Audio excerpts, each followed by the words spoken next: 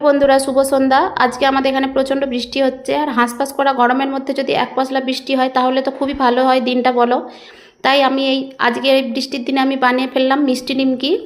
এই নিমকি বানানোর জন্য প্রথমেই আমি এখানে নিয়েছি 250 গ্রাম ময়দা। ময়দার মধ্যে দিয়েছি কিছুটা জোয়ান, স্বাদ পরিমাণ নুন, 1 চামচ চিনি আর বেশ খানিকটা সাদা তেল দিয়ে ভালো করে ময়ান করে নিচ্ছি।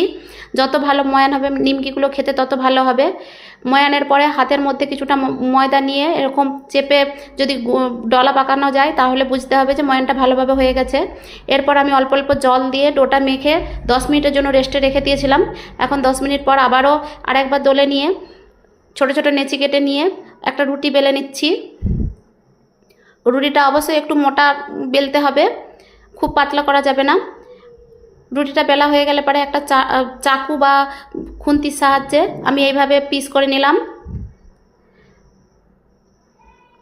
এখন আমি একটা পিস নিয়ে ঠিক এইভাবে মুড়ে নিচ্ছি, যেভাবে আমি মুড়ছি দেখো বন্ধুরা, এইভাবে মুড়ে নিতে হবে। আর মুড়ার পরে লাস্টের অংশে একটু জল দিয়ে ভালো করে চেপে দিতে হবে, যাতে ভাজার সময় নিমকিগুলোর মুখ খুলে না যায়।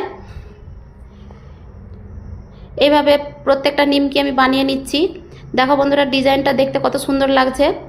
বেশ কয়েকটা নিমকি ভেজে নেওয়ার পর আমি কড়াইতে একদম লো আঁচে তেল গরম করে নিয়েছিলাম। এখন একটা করে নিমকি দিয়ে উল্টে পাল্টে ভাজা করে নেব।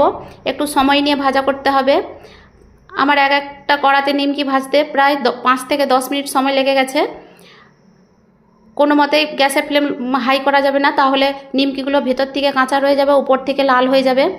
এখন এইভাবে সব নিমকিগুলো ভাজা করে নেওয়ার পর কড়াইতে হাফ বাটি চিনি আর সামান্য জল দিয়ে আর 2টো এলাচ দিয়ে ভালো করে চিনিটা গলিয়ে নিচ্ছি।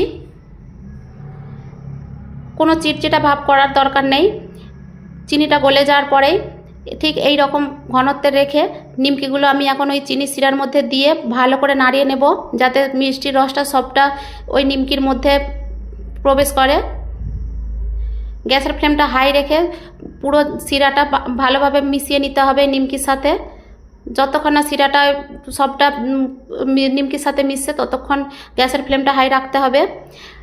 এরপর পুরোটা শুকিয়ে গেলে গ্যাস বন্ধ করে কিছুক্ষণ রেখে দিতে হবে ঠান্ডা হওয়ার জন্য। দেখো, ঠান্ডা হওয়ার পর নিমকিগুলো দেখতে এইরকম হয়েছে। খেতে দারুণ লেগেছিল বন্ধুরা।